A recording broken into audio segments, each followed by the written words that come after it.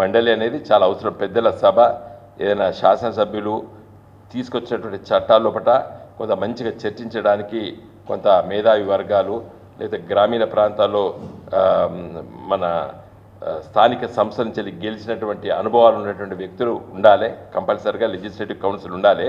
కానీ మోడీ గారి ప్రభుత్వము ఆంగ్లో ఇండియన్స్ని దేశవ్యాప్తంగా రద్దు చేసింది. ఎమ్మెల్యేలుగా లోక్సభలో కూడా 2 ఉండే. రద్దు చేసినప్పుడు వాళ్ళు కేంద్ర ప్రభుత్వం చూసుకోలేదు. చట్ట ప్రకారంగా రాజ్యాంగం ఏం చెప్తుందంటే 40 మంది కంపల్సరీగా ఉండాలి. ఒక లెజిస్లేటివ్ కౌన్సిల్ ఏర్పడాలంటే 40 మంది కంపల్సరీగా ఉంటేనే minimum strength of a legislative council 40 members ఉండాలని చెప్తుంది రాజ్యాంగం. 40 మెంబర్స్ ఎట్లుండాలి అంటే చెప్తారంటే ఆ రాష్ట్ర శాసనసభలో 1/3 ఉండాలంటారు. మీరు కిందికి వెళ్ళి లెక్క తీస్తే 40 ఉన్నారు ఇప్పుడు మనకి. ఈ 40కి 1/3 ఉండాలి అంటే 120 మంది ఉంటేనే 1/3 అవుతారు.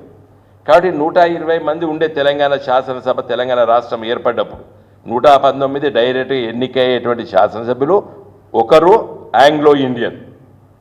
అయితే ఆంగ్లో ఇండియన్ తీసేసారు. తీసేసినప్పుడు ఒక సేవింగ్ క్లాజ్ పెట్టనుండే బిల్లులో. అందుకే పార్లమెంట్లో కొంత లెజిస్లేటివ్ మీద అవగాహన ఉండే వాళ్ళు ఉండాలి. దురదృష్టవశాత్తు మరి ఏ కారణమైందో ఏమైందో ఆ బిల్లు వచ్చినప్పుడు చక్కగా చర్చించలేదు.